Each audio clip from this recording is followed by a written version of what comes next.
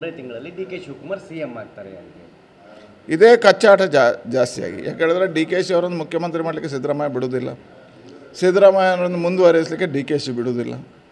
ಅವರೊಳಗೆ ಒಂದು ಸಾರಿ ಉದ್ಘೋಷ ಆಯಿತು, ದಲಿತ ಮುಖ್ಯಮಂತ್ರಿ ಅದು ಇವತ್ತು ಮುಚ್ಚಿ ಹಾಕುವಂಥ ಕೆಲಸ ಕಾರ್ಯಗಳಾಗ್ತದೆ. ಪರಮೇಶ್ವರನ್ನು ಹೇಳಲಿಕ್ಕೆ ಬಿಡ್ತಾ ಇಲ್ಲ, ಖರ್ಗೆ ಅವರನ್ನು ಹೇಗೋ ಕರ್ಕೊಂಡೋಗಿ ದೆಹಲಿಯಲ್ಲಿ ಕೂತ್ಕೊಳಿಸಿದ್ದಾರೆ. ಎಲ್ಲ ಅವರ ಆಂತರಿಕವಾಗಿರ್ತಕ್ಕಂಥ ಕಚ್ಚಾಟದಿಂದ ಈ ಸರ್ಕಾರ ಬೀಳುತ್ತೆ, ನಡೆಯೋದಿಲ್ಲ. ಮುಂದಿನ ಮುಖ್ಯಮಂತ್ರಿ ಡಿ.ಕೆ.ಶಿ ಅಲ್ಲ, ಈ ಸರ್ಕಾರ ಬೀಳುತ್ತೆ. ಹಾಸ್ಪಿಟಾಲಿಟಿ ಕ್ಷೇತ್ರದಲ್ಲಿ ಜಾಗತಿಕ ವೃತ್ತಿಯ ಕನಸು ಇದೆಯಾ? ಜಾಗತಿಕ ಅಧ್ಯಯನ ಉದ್ಯೋಗ ಅವಕಾಶಗಳೊಂದಿಗೆ ಭಾರತದ ನಂಬರ್ 1 IIHM ನಲ್ಲಿ ಓದಿ ಪ್ರವೇಶ ಆರಂಭವಾಗಿದೆ. ಈಗಲೇ ಸೇರಿ. ಮುಖ್ಯಮಂತ್ರಿ ಇಲ್ಲದ ಸರ್ಕಾರ ಆಗುತ್ತೆ. ಅದು ಹೇಳಿದೆ, ಇವತ್ತು ಒಂದು ದೊಡ್ಡದಾಗಿರ್ತಕ್ಕಂಥ ಕಾರ್ಯಕ್ರಮವನ್ನೇ ಯೋಜನೆ ಮಾಡಲಿಕ್ಕೆ ಆಗದೇ ಇರತಕ್ಕಂಥ ಸರ್ಕಾರ ವಿಫಲ ಆಗಿದೆ. ಅದರ ಕಾಲು ತುಳಿತಲ್ಲಿ ಜನ ಸತ್ರು, ಆದರೂ ಕಣ್ಣೀರು ಬಂದಿಲ್ಲ ಮುಖ್ಯಮಂತ್ರಿಗಳ ಕಣ್ಣಲ್ಲಿ. ಭ್ರಷ್ಟಾಚಾರ ಇವತ್ತು ತಾಂಡವಾಡ್ತಾ ಇದೆ. ನಾವು ಹೇಳ್ತಾ ಇಲ್ಲ, BJP ಅವರು ಹೇಳ್ತಾ ಇಲ್ಲ, BR ಪಾಟೀಲ್ರಂತವ್ರು ಹೇಳ್ತಾರೆ ಭ್ರಷ್ಟಾಚಾರ ಹಣ ಕೊಟ್ಟರೆ ಮಾತ್ರ ಮನೆ ಕೊಡ್ತೀವಿ ಅಂತ ಹೇಳಿದ್ರೆ ಅದರ ಅರ್ಥ ಏನು? ಭ್ರಷ್ಟಾಚಾರದಲ್ಲಿ ಮುಳುಗಿರ್ತಕ್ಕಂಥ ಸರ್ಕಾರ. ನಾವಿದ್ದಾಗ 40% ಅಂತ ಹೇಳ್ತಾಯಿದ್ರು, ಇವತ್ತು 80% ದಾಟಿದೆ ಈ ಸರ್ಕಾರ. 80% ಸರ್ಕಾರ ಇದು. ಹೇಳಿದ್ರೆ ಭ್ರಷ್ಟಾಚಾರದಲ್ಲಿ ತುಂಬಿದೊಳಗಿದೆ ಸಿದ್ದರಾಮಯ್ಯ ಸರ್ಕಾರ. ಸಿದ್ದರಾಮಯ್ಯನಿಗೆ ಇವತ್ತು ಸರ್ಕಾರವನ್ನು ನಡೆಸಲಿಕ್ಕೆ ಆಗ್ತಾಯಿಲ್ಲ. ಒಂದು ಕಡೆಯಿಂದ ಭ್ರಷ್ಟಾಚಾರ, ಇನ್ನೊಂದು ಕಡೆಯಿಂದ ಅಭಿವೃದ್ಧಿಗೆ ಹಣ ಇಲ್ಲ, ಮೂರನೇದು ಶಾಸಕರನ್ನು ಹಿಡಿದಿಟ್ಕೊಳ್ಳಿಕ್ಕೆ ಆಗ್ತಾಯಿಲ್ಲ, ನಾಲ್ಕನೇದು ಡಿ.ಕೆ.ಶಿಯನ್ನು ಎದುರಿಸ್ಲಿಕ್ಕೆ ಆಗ್ತಾಯಿಲ್ಲ. ಇದಕ್ಕೋಸ್ಕರ ಹೊಸ ಒಂದು ಪ್ರಯೋಗ ಜನಗಣತಿ ಅಂತ ಹೇಳ್ತಕ್ಕಂಥದ್ದು ಹೇಳಿ ಜನರನ್ನು ದಾರಿ ತಪ್ಪಿಸುವಂಥ ಕೆಲಸವನ್ನು ಇವತ್ತು ಕಾಂಗ್ರೆಸ್ ಮಾಡ್ತಾಯಿದೆ.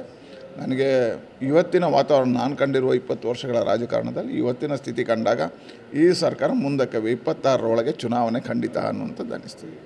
ತಿಂಗಳಲ್ಲಿ ಡಿ.ಕೆ. ಶಿವಕುಮಾರ್ ಸಿಎಂ ಆಗ್ತಾರೆ ಅಂತ ಇದೇ ಕಚ್ಚಾಟ ಜಾಸ್ತಿಯಾಗಿ ಯಾಕೆಂದರೆ ಡಿ.ಕೆ.ಶಿ ಅವರನ್ನು ಮುಖ್ಯಮಂತ್ರಿ ಮಾಡಲಿಕ್ಕೆ ಸಿದ್ದರಾಮಯ್ಯ ಬಿಡುವುದಿಲ್ಲ, ಸಿದ್ದರಾಮಯ್ಯನನ್ನು ಮುಂದುವರಿಸಲಿಕ್ಕೆ ಡಿ.ಕೆ.ಶಿ ಬಿಡುವುದಿಲ್ಲ.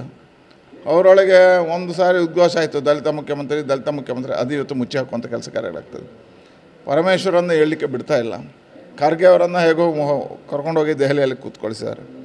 ಎಲ್ಲ ಅವರ ಆಂತರಿಕವಾಗಿರ್ತಕ್ಕಂಥ ಕಚ್ಚಾಟದಿಂದ ಈ ಸರ್ಕಾರ ಬೀಳುತ್ತೆ, ನಡೆಯೋದಿಲ್ಲ. ಮುಂದಿನ ಮುಖ್ಯಮಂತ್ರಿ ಡಿ.ಕೆ.ಶಿ ಅಲ್ಲ, ಈ ಸರ್ಕಾರ ಬೀಳುತ್ತೆ. ಮುಖ್ಯಮಂತ್ರಿ ಇಲ್ಲದ ಸರ್ಕಾರ ಆಗುತ್ತೆ.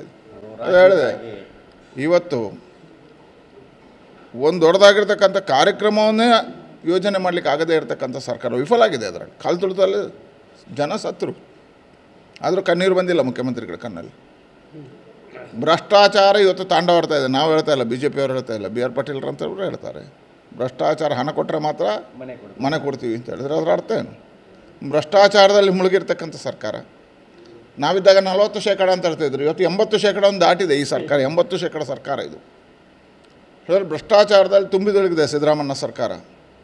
ಸಿದ್ದರಾಮಯ್ಯನಿಗೆ ಇವತ್ತು ಸರ್ಕಾರವನ್ನು ನಡೆಸಲಿಕ್ಕೆ ಆಗ್ತಾಯಿಲ್ಲ.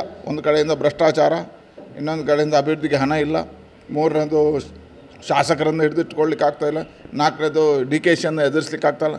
ಇದಕ್ಕೋಸ್ಕರ ಹೊಸ ಒಂದು ಪ್ರಯೋಗ ಜನಗಣತಿ ಅಂತ ಹೇಳ್ತಕ್ಕಂಥದ್ದು ಹೇಳಿ ಜನರನ್ನು ದಾರಿ ತಪ್ಪಿಸುವಂಥ ಕೆಲಸವನ್ನು ಇವತ್ತು ಕಾಂಗ್ರೆಸ್ ಮಾಡ್ತಾಯಿದೆ. ನನಗೆ ಇವತ್ತಿನ ವಾತಾವರಣ, ನಾನು ಕಂಡಿರುವ 20 ವರ್ಷಗಳ ರಾಜಕಾರಣದಲ್ಲಿ ಇವತ್ತಿನ ಸ್ಥಿತಿ ಕಂಡಾಗ ಈ ಸರ್ಕಾರ ಮುಂದಕ್ಕೆ 26ರೊಳಗೆ ಚುನಾವಣೆ ಖಂಡಿತ ಅನ್ನುವಂಥದ್ದು ಅನ್ನಿಸ್ತೀವಿ.